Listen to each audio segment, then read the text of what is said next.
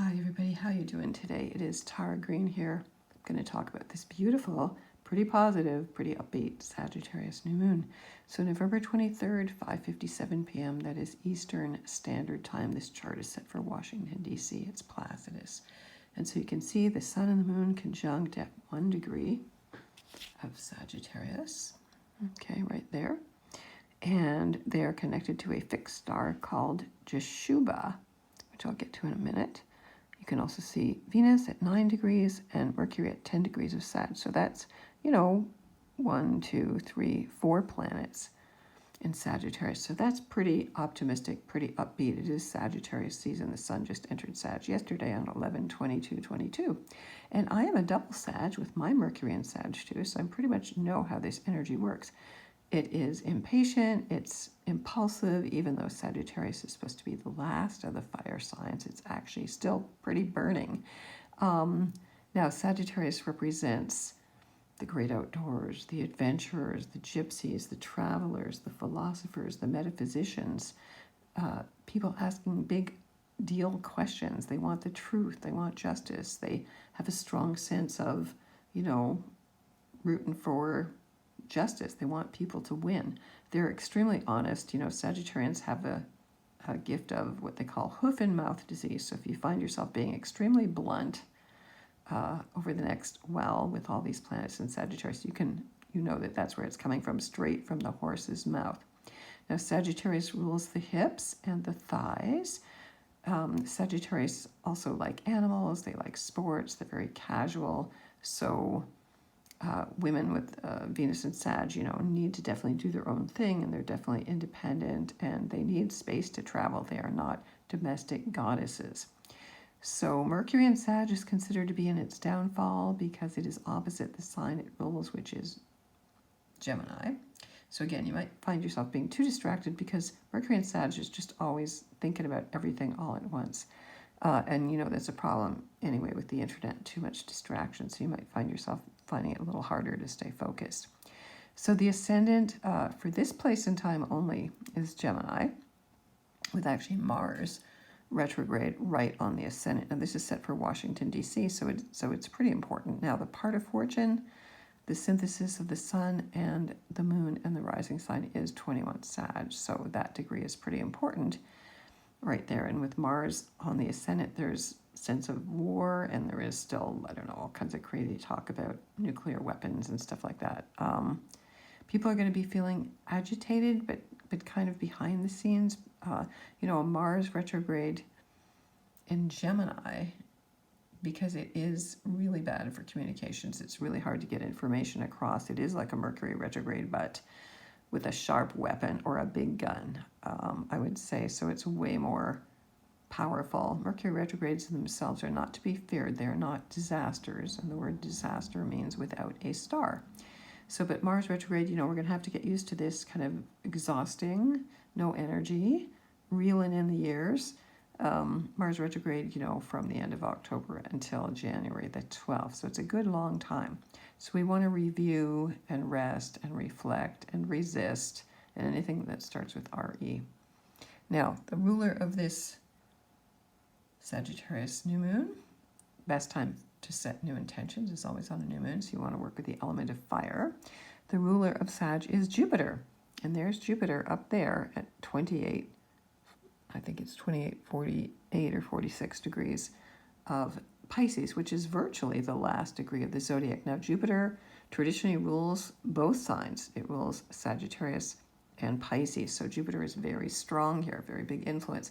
And Jupiter is basically, the little initial there, ST, means stationary, direct. It's not quite there yet, but it's pretty stationary. It will station and move direct later today, on the 23rd, actually. So virtually that's what's happening. And any planet, when they're at that position where they're stopping to turn either retrograde or direct, is the most powerful. So Jupiter is really strong here. Now, the fact that it's also at the very last, the most karmic degree of the zodiac is also super powerful, and it is really what we need to understand about this new moon. It's also connected to a fixed star here called Sheet, which I have to tell you that Sheet and this other star here, Jeshubah, which is on the sun and the moon, are considered to be very negative, malefic stars, unfortunately. So the sheet is about to hit the fan, is what I would say. Okay, Jupiter expands whatever it touches. We want to think about finishing up major emotional and spiritual and addiction cycles, because Jupiter is really, it was in Aries, it's moved back into Pisces. It made a historic conjunction with Neptune at 22 degrees, I believe, there. And so Jupiter back in Pisces is like a second chance to go back into the shadow work, into the unconscious, into the fears, into the addictions, into the projections. If you watch Bachelorette or Bachelor in Paradise, big lessons in projections there. We all do it anyway. So we want to finish up this cycle. We want to get rid of that sheet, that shit there, before we can move on. So Jupiter's going to remain in Pisces until December the 20th, the day before the winter solstice, one of the most powerful of the four gateways in the turning of the world, the turning of the year. So it's a good time to meditate on our shadows, meditate on our blind spots, meditate on what we can't see, meditate on what we haven't integrated. It's a time of a lot of compassion, so you'd make new beginnings with this new moon in Sag, especially with Mercury. Our minds are thinking like Sages, our Venus, our hearts are like Sages. And then there's Jupiter, very benevolent, very compassionate, very forgiving. Jupiter is the sign of faith. So keep the faith, baby, even if the sheet is hitting the fan in the world, which it definitely is. I'm not going to bullshit here, I'm telling you, I'm a double Sag, Mercury and Sag. I got thrown off Twitter for speaking my truth, and it's not the first time I've, not said it like it is. I'm not afraid to say it like it is, actually. I called that blood moon a bloodbath, and it was for the crypto market. So it's not that bad right now. It is upbeat, it's optimistic. We want to take in that news. Sagittarius is the first spark of hope and light and faith in the Northern Hemisphere after we've gone through the dark, dark times of Scorpio. That, wow, the light is going to return, okay? We have to believe, we have to have faith, okay, that things are going to get brighter, and that's really what the energy of this new moon is all about. So Sagittarius rules humor.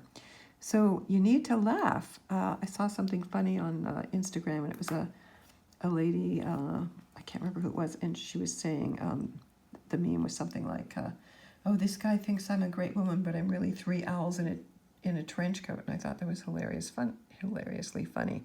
Anyway, maybe it's a Lilith or a Hecate or an Athena joke. They're Minerva, they're about owls. Okay, so you can see things are a little tense here in terms of the aspects. The red lines, I've drawn them in stronger so you can see them.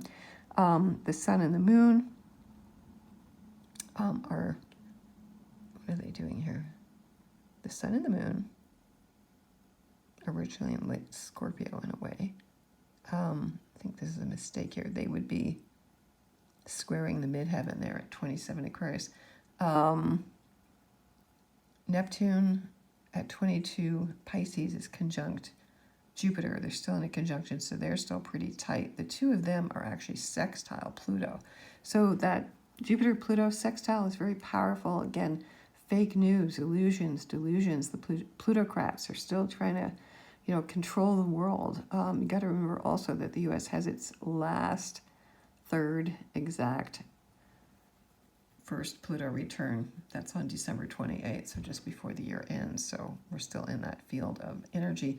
So Pluto-Jupiter can be extremely enriching for people doing creative work. Pluto is the Lord of wealth, of soul wealth. And so if you want to mine, that's the 12th house, that's Pisces. Your imagination, or you want to channel, if you want to really feel what's going on behind the scenes, if you really want to work through your soul work now, you could do that very, very quickly, okay? Mars, again, retrograde there, is squaring Neptune and Jupiter. So in a sense, there is some challenges here. You may not see the results of things that you're intending now until after January the 12th, when Mars turns stationary direct as well. Let's see what else we've got here. Ceres, the great mother here in Virgo, opposite Neptune and Jupiter. She represents the earth and food and saving money and poverty consciousness in a way. And I think a lot of people are very scared of not having jobs and not having enough food and rent skyrocketing. And that's pretty dire there. Neptune at 19 degrees of Aquarius is opposite Lilith and Athena. So again, women's rights and women fighting back. And you can see that still going on in Iran. I am going to do a special video about Iran. And then Uranus is conjunct the North Node in Taurus. Opposite here, Eros, that's the erotic urge, the vertex, that's a karmic intake point, and of course, opposite the South Node. So we need to still realize we need to innovate, we need to rebel, we need to see through all the lies. I think more and more people are waking up to. We've been lied to about everything in every way for thousands of years, okay? Juno, the feminine form of genius is squaring Venus and Mercury. And so I love Juno. She's one of my major go-to asteroid goddesses. She's traditionally the wife of Zeus, which is their Jupiter there, or Hera in Greek mythology. And of course they were fighting because Jupiter Zeus was a big philanderer, a rapist and whatnot. And so she would get even with him. But not a good model for, kind of modern nuclear family, or that kind of modern idea of marriage. So before she was married off to Zeus, Juno was the feminine form of genius, and you can see her little symbol there, the little magic wand. I love her. I'm writing a book about her. She is squaring Venus and Mercury and Sag, so really tune into that higher wisdom and don't be afraid to speak your truth, okay? She's very imaginative. She's very creative. Vesta, the root word of investments at 0 degrees of Pisces there, indicates losses and fake news, and there's been tons of that, that if you follow the crypto world or the news at all. Chiron, the wounded healer here, is in conjunct to the South Node. So again, there may be a lot of battle-weary and wounded people who are still not wanting to go in, not wanting to go into the South Node to do the work, to uncover their shadows, to really release themselves from bondage. And Sagittarius really has very little patience with ignorance, I have to say. Sagittarius, on the downside, they can be judgmental. They want to be in the know. They promise more than they deliver. They can be dilettantes, or perceived as dilettantes, because they're so interested in so many things. But I think all this Sag energy is really positive. It's good for the season, lightens us up. Pluto there is in conjunct Mars. So Pluto and Mars, again, both co-rulers of Scorpio there. In an in conjunct, again, you may not be seeing where you're grinding your teeth there over something somebody said, or you didn't get your 2 cents in over an argument or a completion of a relationship. And a lot of relationships are breaking up and reappearing. And so it's a good time to, again, rethink, recalibrate, review, where your head is at, very much so. Sagittarians sometimes get into kind of existential crises because they keep asking, and they can sometimes find that they just keep running and doing another workshop and jumping into the next thing and never stopping to ground themselves, okay? So it's important to stay grounded. I mean, really only Pluto, Uranus, the North Node, and Ceres are in Earth signs here. Jupiter also is squaring the galactic center at 27 Sag. Now that's really important because the galactic center is the big, beautiful black hole at the center of our galaxy. And so we can really tap into the highest cosmic wisdom right now. Jupiter is the planet of the master teachers, and Neptune is there too. If you tuned in with me earlier for 11/22/22, I did a live broadcast for the Cosmic Intelligence Agency with a guided meditation to help you tune into that energy, and I'll post that on my website, on my YouTube channel, and things like that. So tune into the galactic center. There's something else I want to mention. Oh yeah, so Mercury and Neptune here are approaching 14 degrees Sag, which is called the Great Attractor, and the Great Attractor is some gigantic space anomaly that they don't really even know what it is. All they know is that it bends time so you can see up ahead around the curve. And that's a very handy dandy aspect to have. So as Mercury, well, let's say it's on the Great Attractor right now. Again, put out your highest intentions. Know that your consciousness is beyond whatever stars, the fixed stars were considered to be very foreboding in the old days. And you do have to listen to it. I know there's a lot of people, I've heard them say, oh, I don't believe in astrology. You're giving your power away to the stars or the planets. But the stars and the planets are part of the whole thing. We do need to take their energies into consideration. I would say it's important to ground yourself very much in what you eat right now. Wisteria is at 22 Virgo opposite Neptune. Otherwise, you're going to feel really spacey. The two of them are actually squaring Mars. So again, any anger issues or upsets, or if you're getting headaches in the last few days, I've been getting these weird sensations up the side of my head. I would attribute that to Mars, which rules the head in Gemini, or maybe just your brain feels like it's too feverish. And again, I'm sure you are feeling tired, even though all that Sag energy should perk you up quite a bit. Okay, especially after today, after Jupiter does turn direct. Okay, oops, Jupiter does turn direct. Hang on, I'm gonna have to tell you exactly what time that is. Jupiter turns direct exactly at 6:02 p.m. on the 23rd. Okay, so really 5 minutes after the new moon.